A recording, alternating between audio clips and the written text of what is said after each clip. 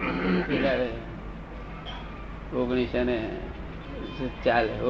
સાલમાં 31 ની ઉંમર 31 ની ઉંમર તે ગામડા વાણીઓ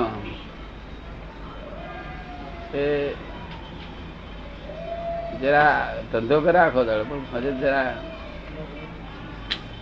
જુગાર બુગાર રમી આવે, પૈસા બગાડે પછી જુગાર રમી મોડો આવે ને તો પેલી વહુ છે તે મારે વહુ એને મારે તો સારું કે રેડ્યા છોડ્યા છોકરા મરી જશે. છોકરા પછી ગામડા લોકો અમને કહેવાય કે હાડો તમે ખેતમાં જોવા જેવું, પેલા જોવા જેવું, તમે આવો તો કર્યા અમે ત્યાં ગયા હતા તો બાયણું વાસેલું અને પછી પેલી ભાઈ કશું લાકડી બાકડી એમ કઈ મારતી છે ને પેલો શું કે લેતી જા મારે પેલી ને આ એમ કે મારે પેલી ને આ કે છે લેતી જા લેતી જા. એક નવું શાસ્ત્ર ભણ્યા આપણે, નવું શાસ્ત્ર ગામડા વાળા દેખાડવા આયા. મને કે છે શું આ કેવા શું માગો છો તમે? અને મારે છે રોજ, અને આ શેઠે શું બોલે લે લેતી જા. બાર ને ખબર પડે કે આ મારે. અમે સમજી ગયા મૂળ મુદ્દો આપણે સમજી ગયા. એને આબરૂ રાખીને મારે કેમ તો આપડે તો એવી આબરૂ રાખવાની નથી, આપડે તો આબરૂ રહેલી જ છે. આપડે બધા સંભાળ નિકાલ કરવાનો છે. શું પેલો માર ખાઈને લેતી છે કે આપડે કઈ મારનાર અક્કલ તો હારી વાપરી ને, અક્કલ વાપરી દાદા પોતાનું લેતી જા લેતી જા આમ વાગે પોતાને તો ચીકારે ના મારે લેતી જા કે કેવું માજી બોલે એવું. આ તો દુનિયા છે, આ દુનિયા જાત જાતના રંગ. વકીલ અનુભવ થયા છે ને ઉંમરમાં થયેલી જાત જાતના કેસ આવે છે.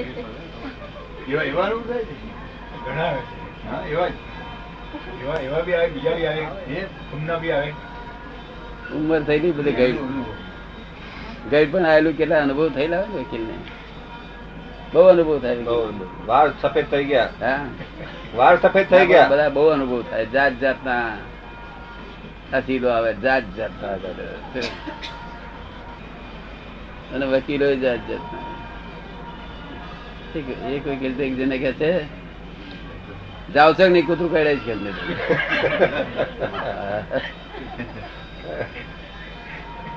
તાર ફાઇલ લઈને જતા રહે છે નહીં તો તને કૂતરું કાઢે છે કૂટો અહીંથી કે આના વકીલ LLB બધા ઠામ ઠેકાણા વગરની દુનિયા છે. આ દુનિયા ઠામ ઠેકાણા વગરની, અને અમે પોલમ પોલ કહીએ છીએ. શું છે પોલમ પોલ? શું ગુનેગાર છટકી જાય, પકડાઈ જાય, પોલમ પોલ ના કહેવાય. શું કહેવાય?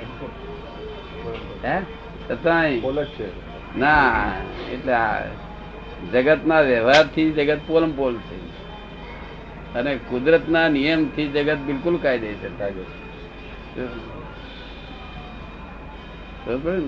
કારણ કે લોકોને તો હિસાબ ગણતા નથી આવડતો. આનો હિસાબ આવ્યો ના, કુદરત કે છે એ બીજો હિસાબ આવ્યો ના, આનો હિસાબ તો પછી આવે છે.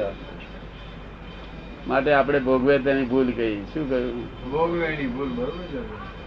જે આ દુઃખ ભોગવતો હોય તો એની પોતાની જ ભૂલ છે, બીજા કોઈની ભૂલ નથી. એવા ચીકણી ફાઇલો પણ એ આપણી જ ભૂલ ને. આ ચીકણી પર આપણી જ ભૂલો ને, એનું જ પરિણામ છે ને. આપણે ચીકણી કરી છે, આપણે જ કરી છે ને, આપણે કરી. શું માટે આપણે જ એને ચીકાશ કાઢવાની, આપણે જ કાઢવાની. આપણે કર્યું ને આપણે કાઢવાનું. અને ભોળા માણસ ની ફાઇલો બધી ભોળી હોય તો બરોબર. હા, ભોળો એ માણસ વાત હોય ને, ખરી. માણસ ભોળો હોય ને તેને ફાયદો. તે કહે છે કે ચીકણા વાળા લુચ્ચા હોય ના, લુચ્ચા ના કહેવાય, લુચ્ચા ના કહેવાય. પણ ભોળા ન હોય. અહંકાર થી એને ચીકણું કરી હા, કર્યા અહંકાર કરે. શું? હોય.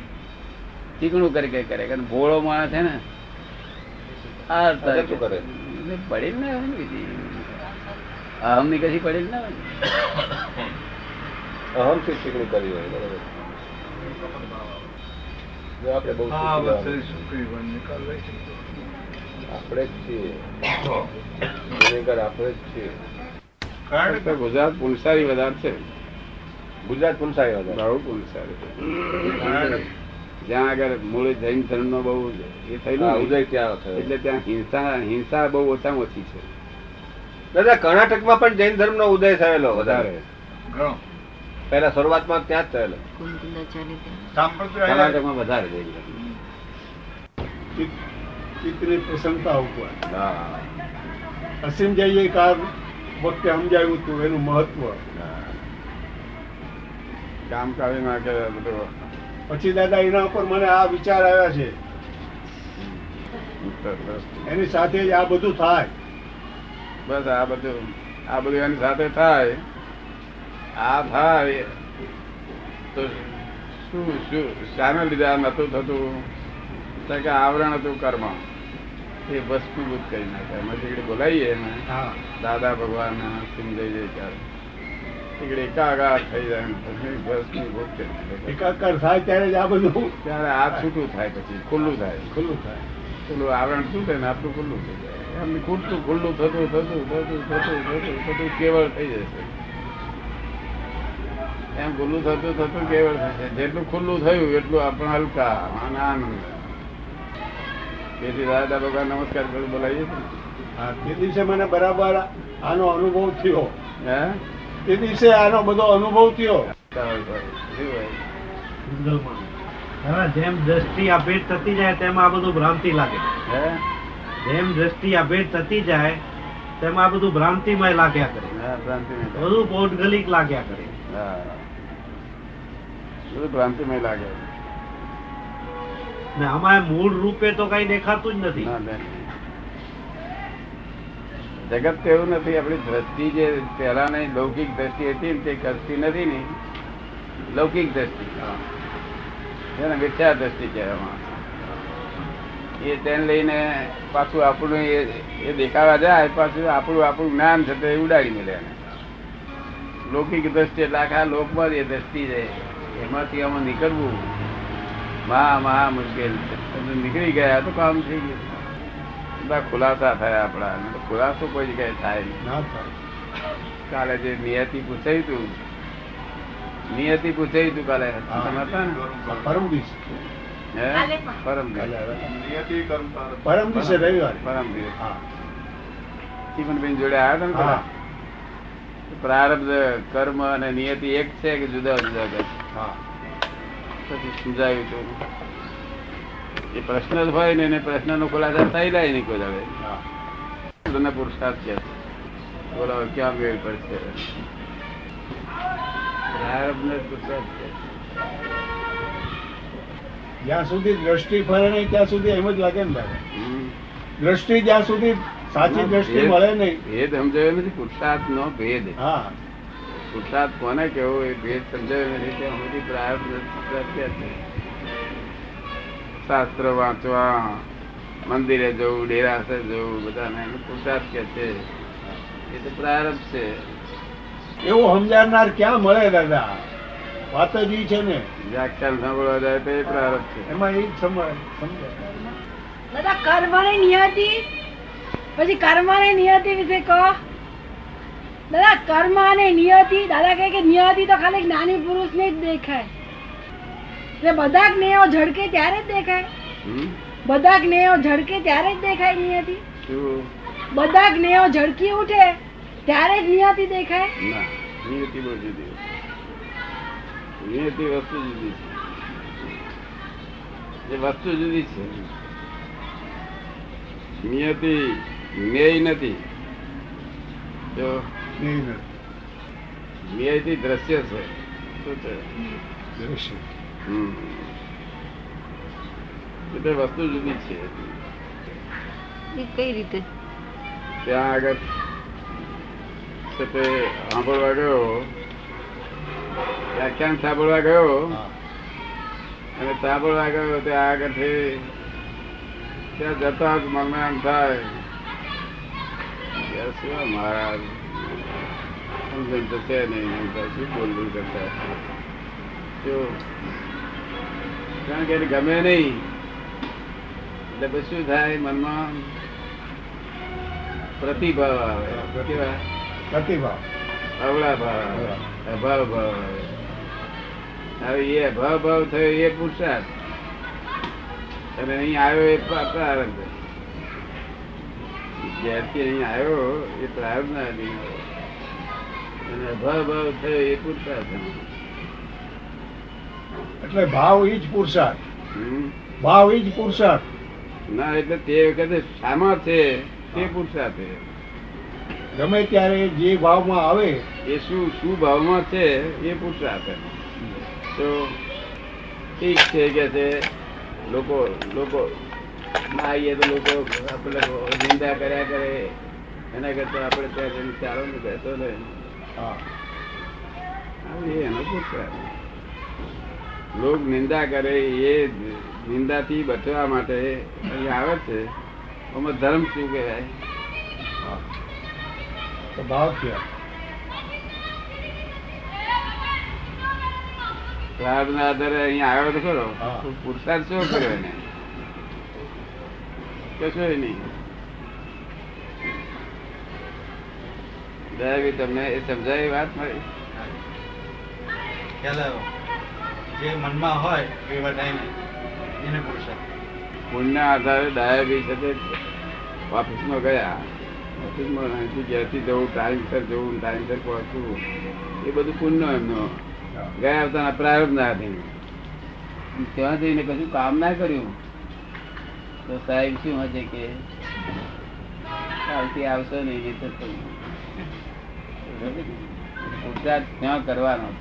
જો કે તમે બધું આખું કરો છો ને તે બધું પ્રારંભ છે.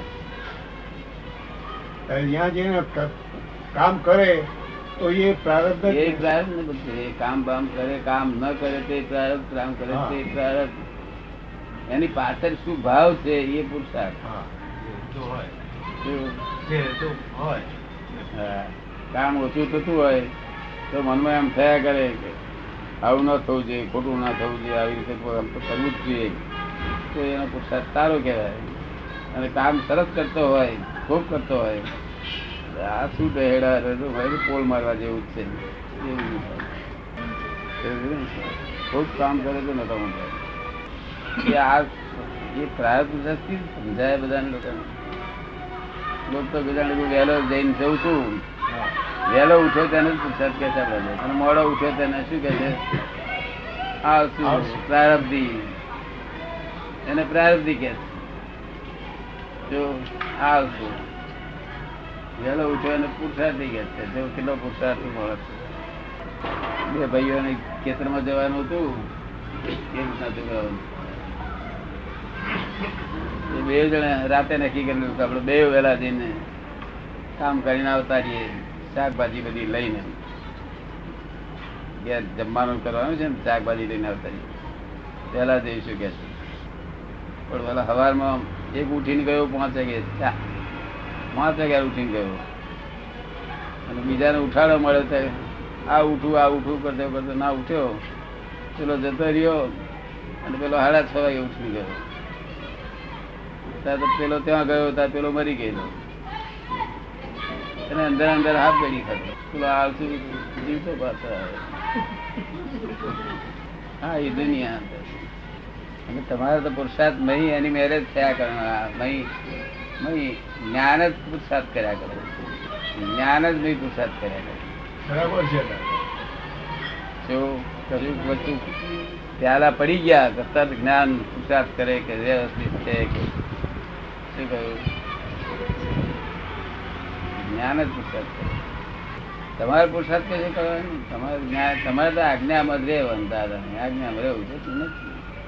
પણ એનું પરિણામ દેખાય જ છે. જ્ઞાન કામ કરે છે દેખાય જ. નિશ્ચિત કેશ બધું રોકડું મળે એવું છે આ.